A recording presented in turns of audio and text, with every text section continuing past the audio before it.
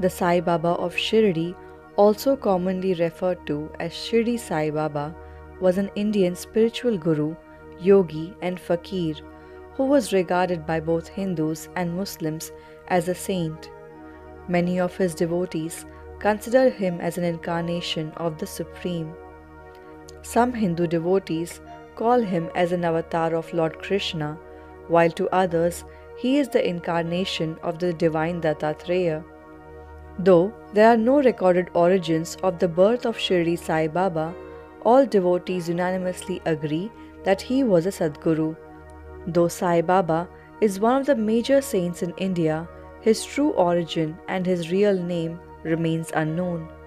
He was given the name Sai when he first arrived at Shirdi, a small charming town in Maharashtra in the western part of India.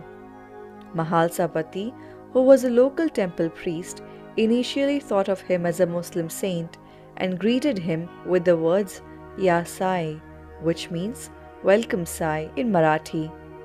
The term Sai, which literally means the poor one, is a Persian title that is commonly given to Sufi saints. In Sanskrit, however, Sai could also refer to as Sakshat Ishwar, or the essence of the divine. The term Baba denotes a father or a saintly man. Hence the name Sai Baba. His teachings combined many elements of Hinduism and Islam. He lived in a mosque which he named as Dwarka Mai, which is essentially a Hindu name. He dressed up as a Sufi with a long gown and head wrapped up in a loose bandana of sorts. Baba practiced both Hindu and Muslim rituals, celebrated the major festivals of both the religions, and used words and figures from both traditions.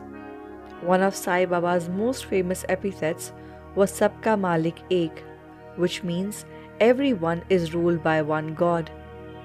Shirdi Sai Baba was a truly special guru because he also gave rise to a lineage of great gurus.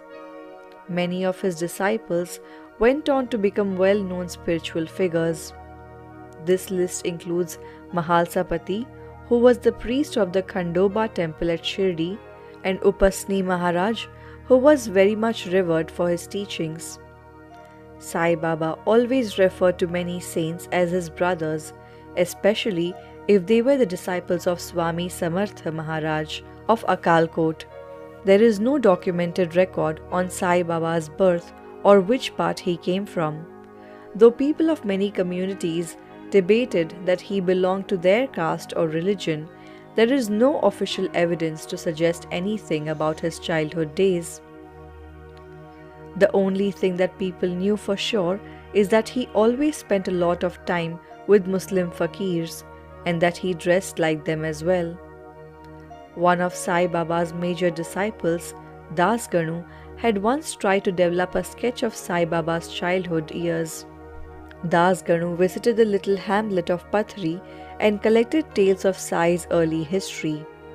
He has written about this in the 4 chapters of his book on Sai Baba, which was later titled as Sri Sai Guru Charitra.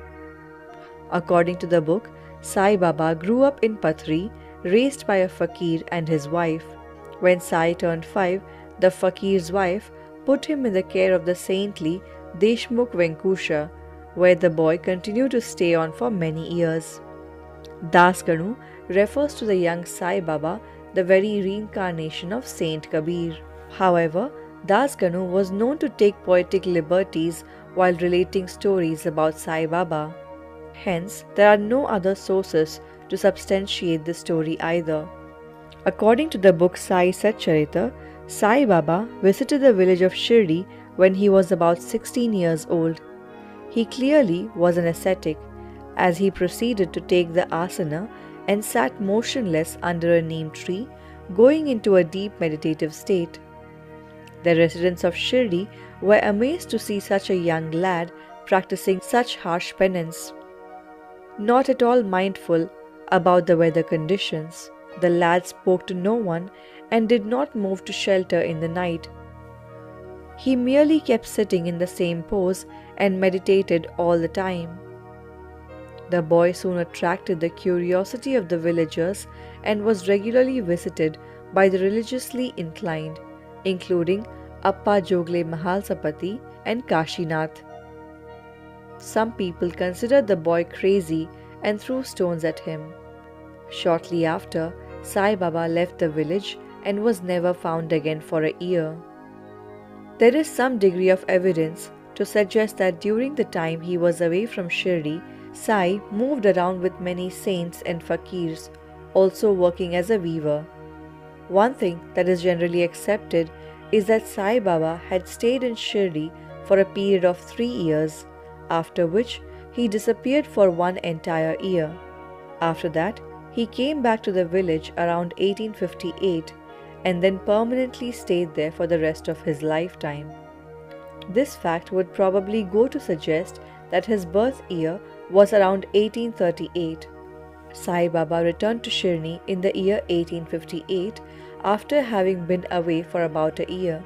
For the next 4 to 5 years of his return to the village, Sai Baba lived under a neem tree, often wandering into the jungle for long periods of time. He was withdrawn and uncommunicative and undertook long periods of rigorous meditation. His devotees eventually persuaded him to take up residence in an old mosque.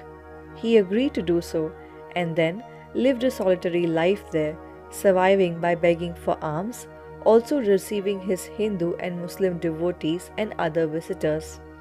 Inside the mosque, Sai maintained a sacred fire, which is referred to as dhoni. He collected the ash formed in this dhoni and distributed it to his visitors as the sacred udi. This ash was believed to have strong healing powers. Sai Baba also performed the function of a local hakim or doctor and often treated the sick by applying the udi on them. Additionally, he would deliver spiritual teachings to his visitors, recommending that they read the sacred Hindu and Muslim texts, thereby experiencing the best of both worlds. During important religious festivals, Sai would go from home to home, begging for alms, gather all the rice and vegetables that people offered him, and single-handedly cooked a feast for all the residents of the village. He served the food as prasad. After consuming the prasad, he would later dance and sing God's praises along with the other devotees. Sai Baba's fame started spreading to areas around Shirdi. Devotees from Mumbai and other adjoining places started pouring in. Many of Sai's followers, especially the ones that experienced his miracles, considered him to be an avatar of the Supreme. Shirdi Sai Baba's very first temple was constructed at Bhevpuri, Karjat. Shirdi Sai Baba was against all persecution based on caste or religion. He openly defied the religious orthodoxy that was most prevalent then.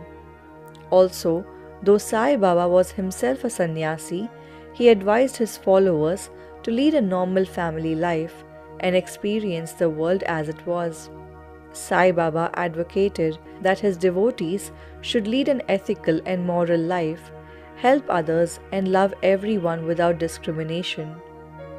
He also advocated Nishtha, Shraddha, and Saburi.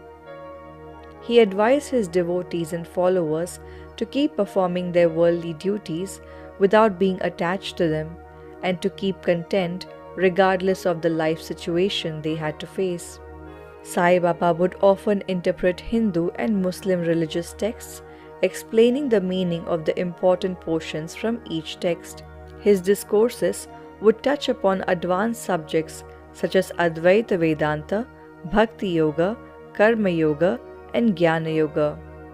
Though he shunned for the regular use of rituals, he was all for the practice of namaz, chanting of Al-Fatiha, and Quran readings during all major Muslim festivals. Occasionally, Sai would recite the Al-Fatiha himself. He also enjoyed listening to Maula and Qawwali accompanied with the tabla and sarangi. Shirdi Sai Baba's devotees from all over the world have reported several miracles performed by the seer, even long after he left his mortal body. Even during his lifetime, Shirdi Sai Baba performed many miracles to the utter amazement and awe of his devotees. In fact, miracles were almost an everyday phenomenon of Dwarka Mai. These miracles included instances of mind reading, materialization, exorcism, bilocation, body transcending, bringing back the dead to life, levitation, and so on. Here are some of the stories related to the miracles Baba had performed. One day, Sai Baba was having lunch with his fellow devotees. Suddenly, there was a cracking sound from the roof of the old building. Those gathered out there immediately realized that it would soon come down crashing. Some of the devotees immediately ran outside to protect themselves. Sai Baba, in an authoritative voice, asked the roof to wait and then continue to eat. Those who had undying faith in his powers continued to eat peacefully. After finishing the meal and then moving away, Sai Baba said, "Now you may fall." Immediately, the roof came down crashing. In another incident, Sai Baba, who many in the village considered a mad beggar, would often go begging for oil to light the lamps at Dwarka Mai. Some shopkeepers were against giving him this oil, and so they conspired to humiliate him in front of everyone. They decided to deny the oil to him. Sai Baba, who did not get any oil that day, walked away unperturbed. Sai Baba then drank some water and spat the same in the container he used to beg for the oil. He then poured water into the earthen lamps placed in the mosque. To the utter surprise of everyone present there, the lamps immediately lit up and stayed brightly lit all night. This is one miracle that made all the villagers realize his true divinity. Sai Baba always knew if someone was visiting him much before they had actually entered Dwarka Mai. He would talk to his devotees present at the time, telling them exactly who was coming. There have also been several instances where he came in people's dreams, asking them to visit him in Shirdi. Many of these invitees never even knew who Sai Baba was. Strangely, things would work for them in such a way that they would find their way to his abode. Sai Baba also had the powers to physically manifest in front of a devotee who was far away from Shirdi at the time. He would come to them in physical form and advise them about the actions they should perform at any given point of time, also warning them of any impending danger. It was also true that no one could ever gain access into the mosque without his permission. If they tried to force their entry into Dwarka Mai, they would experience all kinds of obstacles. Even today, devotees believe that they can visit the temple and take his darshan only if he calls them there. Many times, Sai would take a person's illness onto himself in order to heal his devotee. He would then remain sick for a while and then come back to normal in a little while. If a devotee had burnt his hand in oil, Sai would be suffering the pain at the same place and time. In the meantime, the devotee would have been completely and miraculously healed of the burns. Once, Sai gave up his own body for a few days in order to save the life of a devotee who died before his time. Entering the devotee's body, Sai healed him, brought him back to life, and then re-entered his own body. Sai also gave the boon of progeny to childless couples who desperately wanted a child. Devotees praying to him for the good fortune of children would invariably be fortunate enough to receive the grace of Sai Baba's blessings. Many times, Sai Baba would manifest as a devotee's Ishtadev in order to instill faith in him or her. There are accounts of Sai appearing as Vithoba, Vishnu, Ram, Krishna, Shiva, Jesus, and so on. Sai Baba left his mortal form on the Dashera day of 1918. While the entire Shirdi was in darkness and despair, Shyama was particularly mournful. After begging forgiveness of the Sai for all his sins committed in his lifetime, Shyama decided to meet Kaka Sahib in Bombay. Before leaving Shirdi, Shyama had collected a pot full of Sai's sacred Udi and kept it in his house. The women of his house unknowingly proceeded to take the pot of Udi for cleaning. Shyama was sleeping in Bombay when Sai appeared in his dream and asked him to stop them from throwing the Udi away. Shyama immediately rushed back to Shirdi and saved the pot in the nick of time. The Sri Sai Satcharita recounts many more such miracles performed by Sai Baba during his lifetime and after. Sai Baba had only one reason to perform all his leelas in front of his devotees. He wanted to attract people towards the divine, thereby helping them cultivate the qualities of devotion, love, and compassion for those who were suffering. Sri Sai Satcharita remains to be one of the most popular books written on Sai Baba till date and was originally penned in Marathi in the year 1918. Comprising a total of 53 chapters, this book describes the life and times of Sai Baba, his teachings, and also documents his many miracles. This book compares Sai's love to that of a mother's love, which is tender and caring and ever loving and forgiving. But like a mother scolds her child, it shows Sai too, chiding his devotees and nudging them back to the right path. Today, it is very common to find a Sai Baba shrine or temple in any city, town, or village in India. Sai Baba's main temple is located at Shirdi, approximately 300 kilometers away from Mumbai. This was built in 1922.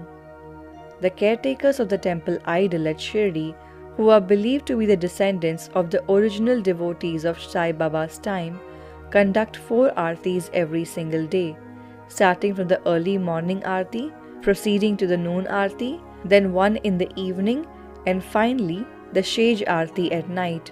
Strangely enough, Sai Baba himself was against merely performing rituals. He wanted his devotees to attain self-realization in their lifetime through the path of Shraddha and